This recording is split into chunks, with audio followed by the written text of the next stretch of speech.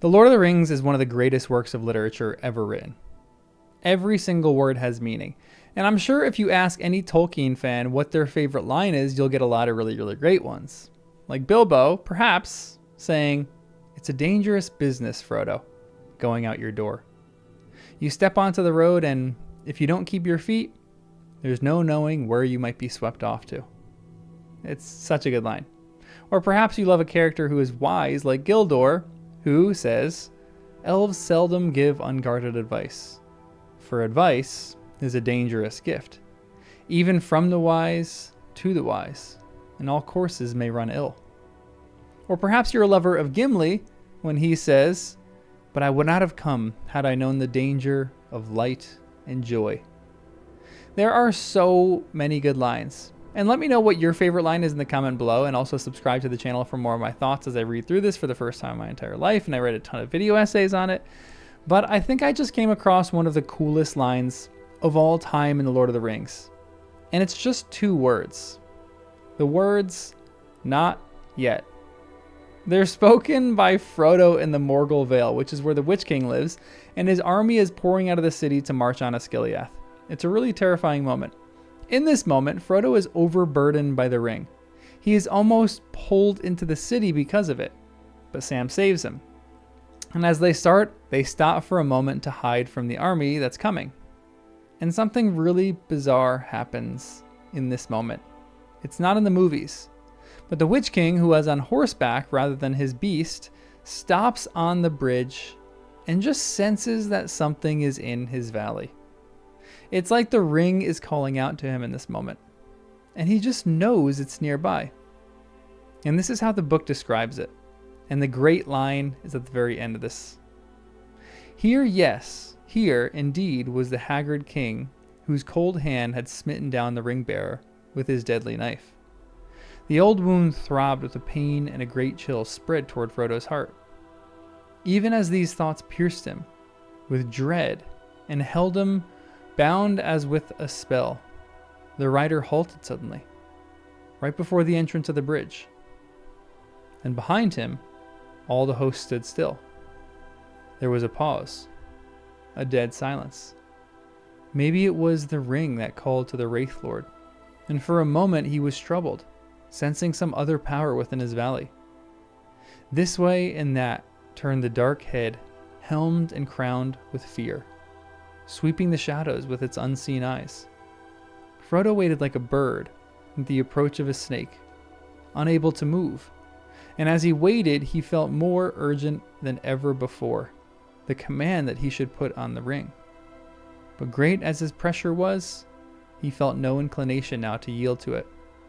He knew that the ring would only betray him, and that he had not, even if he put it on, the power to face the Morgul King.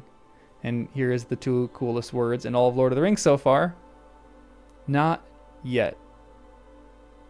Does Frodo actually think he could take on the Morgul King eventually? I mean, I like the confidence, Frodo, but I'm not really sure that's an actual possibility.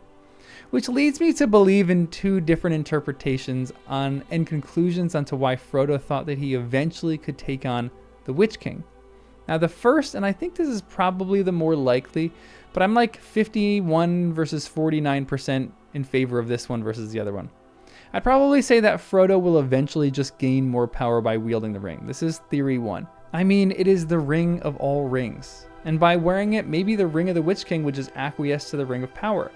So Frodo would eventually, by staying in possession of the ring, perhaps gain more and more power and be able to actually defeat the Witch King, which speaks to the power of the ring.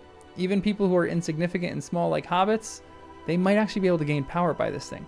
I was talking about this in a members live, and we were joking about this is like, a tiny dark lord, and that the pecking order goes Morgoth, Sauron, and then Frodo. This thought is actually a bit scary too. Frodo gaining enough power to be able to contend with the Witch King. I think this is probably the right answer, but I'm only slightly convinced of this other than the second solution, which is this. My other answer is that the ring is actually psychologically messing with him. And I think in this scenario, the ring is giving Frodo a false sense of confidence that, one day he'll be able to take on the Witch King. Because just at this moment, Frodo resisted the pull of the ring on his neck trying to woo him into Minas Morgul. The ring was really trying to pull him into this city. And so perhaps the ring, which seems to have immense patience and works in decades and, centuries rather than just, moments, decides to play the long game. And it throws into Frodo's mind that he eventually will be able to resist and take on the Witch King, knowing that Frodo would never in reality be able to do that, even with the Ring of Power. So the Witch King would easily be able to overtake him, and the ring would get back to its master in Sauron. If this is the answer, the psychological torment is pretty top-notch. But to be honest, I for one would pay money to see a battle between the Witch King and Book Frodo, because Book Frodo is way better than Movie Frodo, because they have just been jawing at each other for the entire book so far. And Frodo didn't just sit back and take the stab wound at Weathertop. He actually fought back.